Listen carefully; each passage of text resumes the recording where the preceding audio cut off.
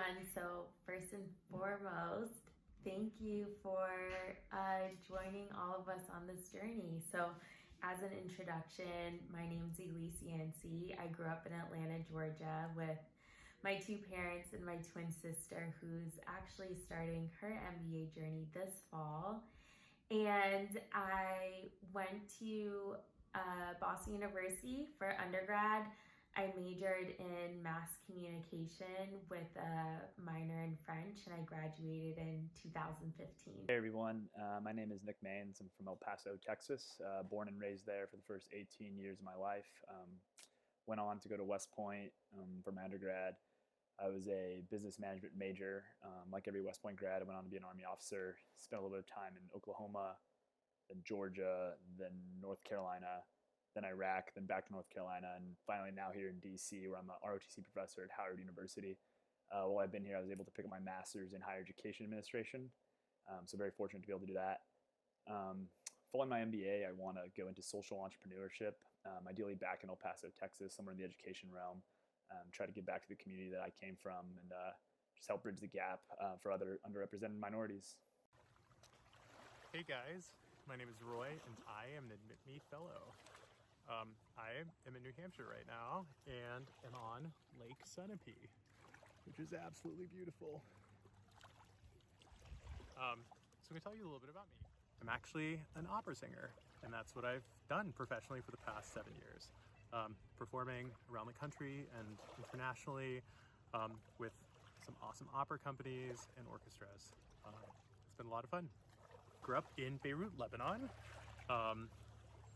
where you could say I was a little different than all the other boys. I was overweight and effeminate, and was interested in this 500-year-old art form.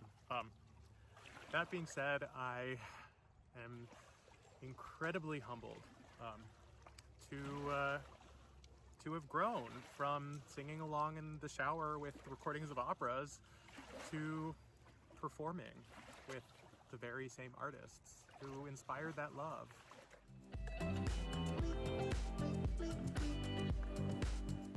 So a little bit more about why I'm applying to get an MBA. The first reason would be, so in a prior role, I was a first-time manager of a team, and it just lit me up inside. I absolutely loved my experience. I loved my analysts. I loved the challenges that it posed, as well as the team accomplishments when we worked together on a goal. And I would love to take this time to understand leadership, not just within a specific organization, but really what that looks like across all facets of the business and working cross-functionally. And another reason why is to gain broader business acumen. So I've been in marketing insights and marketing tech for the past 5 years. I've had somewhat of a narrow focus, and so some of the foundational aspects of business I'm not as well versed in. And I think also from learning about different business functions, you also build a far more diverse network. And so that's something that I'm looking forward to as well. And even being in the Admit Me program, having met all of these super talented, driven, inspirational individuals across so many different industries, definitely has me excited for the MBA experience and for what's to come. With the fact that I had the opportunity I did to pursue my training in the States, has really led me to want to not only give back to my community in Lebanon, but to truly give voice to the dozens upon dozens of Lebanese musicians. I know that in order to found a nation's first opera company, and to bring its conservatory music into the 21st century, that requires more than just an awesome music education. And I know that my really awesome music education and my experience performing and my fervor, combined with a world-class business education, with the opportunity to learn more about board governance and to take my background in organizational behavior and formalize it, and to learn more about accounting, financial accounting, and economics, more so than I have been, been studying online. That would truly help me to not only ensure the success of the first Lebanese National Opera, but to truly help usher the future of opera all over the world, especially in a post-corona landscape.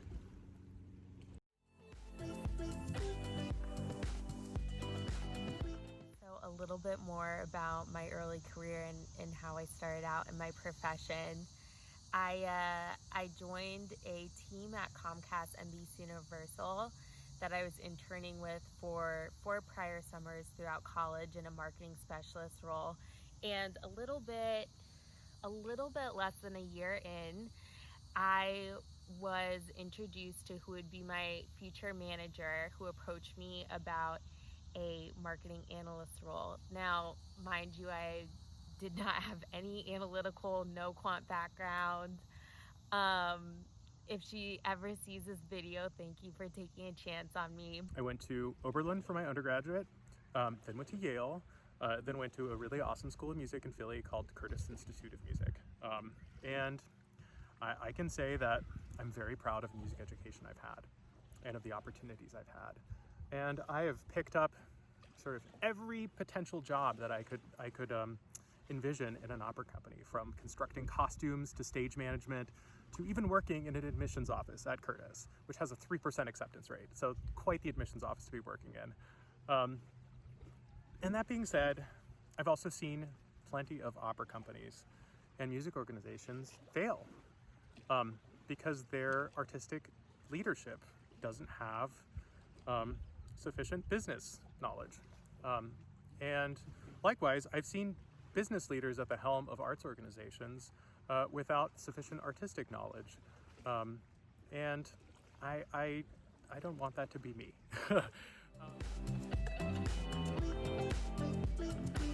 I knew that for me, no matter wherever this journey takes me, is I wanted to be around a community of individuals who were, quite frankly, more gifted than me in some respects, and wanted to surround myself with people who I could learn from and individuals who would help me mitigate my weaknesses and really round out my application, with the expectation that in return I would do the same for them, so that we could ensure that we all reach that level of success in terms of gaining admittance to our top schools. The reason I joined Admit Fellows was honestly for the community. I've always kind of been like a team player, team guy.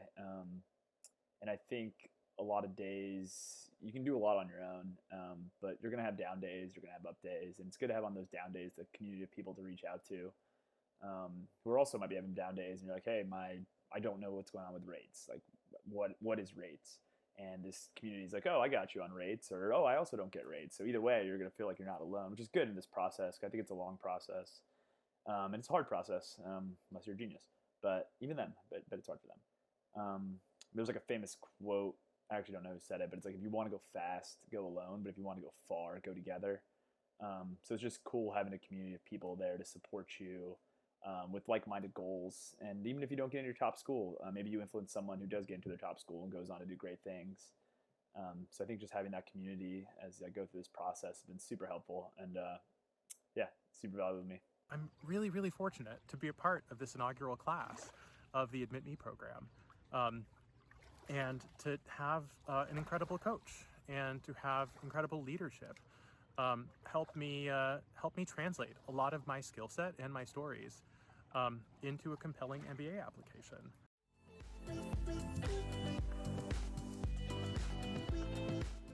So, reflections from more of an emotional standpoint of how this process has been going thus far, and I'd certainly say that at times it can be an emotional one. Imposter syndrome is real. I think it's natural to question if your resume is impressive enough, if your scores are going to be high enough, if you can tell, a compelling story. And certain refrains or core values that I've always tried to go back to when I'm in those moments where it's a little bit emotionally challenging is to express gratitude for how far I've gotten thus far, and just the fact that I've been blessed with a phenomenal support system, both through Admit Me, but with my close friends and family. I don't think I've ever felt this supported and loved and inspired by people around me. How is my application going? It's going. It's going. Mostly just studying for the GMAT. I'll just give you my daily schedule. I wake up at 6 a.m., probably study for about 2 hours, work during the day, probably stay about an hour during lunch, and then work out after work, and then study some more. So all I can really say about my application at this point is it involves a lot of studying every day. Every now and then I'll jot some thoughts down for an essay, but it's more like just me rambling about random stuff, how I want to change the world, blah, blah, blah. But yeah, I think right now, in terms of my application, GMAT, and then probably just the GMAT. Yeah. One thing that surprised me about this whole process was kind of like me falling in love with quant. This sounds kind of weird. I didn't have a high GPA at West Point. So for me to actually start liking to study math caught me by surprise. I put a lot of hours in. I actually tutor some of the other fellows now for free. So if you're watching this and you want a free tutor, find me on something. Something that's giving me trouble throughout this process is balancing my time. I work full-time job in the Army. I'm transitioning out of the Army, and I'll be starting a job as a consultant here in the next couple months. So that's a big transition. I'm also in HBS Core. It's Harvard's online business course. I'm also taking part in this Stanford Entrepreneur course, and I'm also trying to finish my paralegal certification while studying for the GMAT and applying. So I think I've trying to balance my time. I have definitely spent the past year studying for the GRE. Started off as GMAT. My official GMAT was canceled because of COVID, so very quickly pivoted over to the GRE, which was not that difficult of a transition.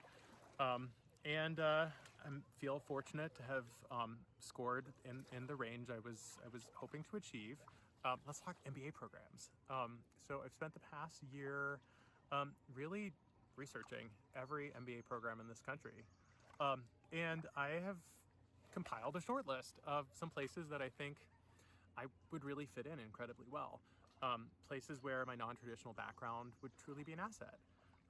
And in which I could challenge my colleagues. In many ways, an MBA, yes, will absolutely equip me with some business knowledge. But ultimately, my goal is to help safeguard the future of opera and to develop a first opera company in a country.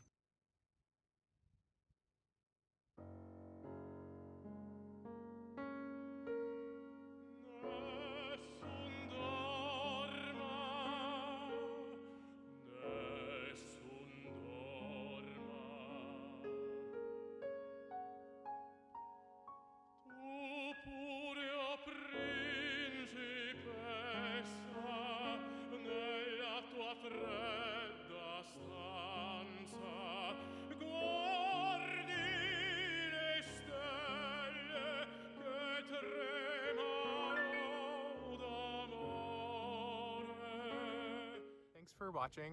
Thanks for listening. You'll probably be seeing a lot more of me over the coming months, and can't wait to keep you updated. Bye.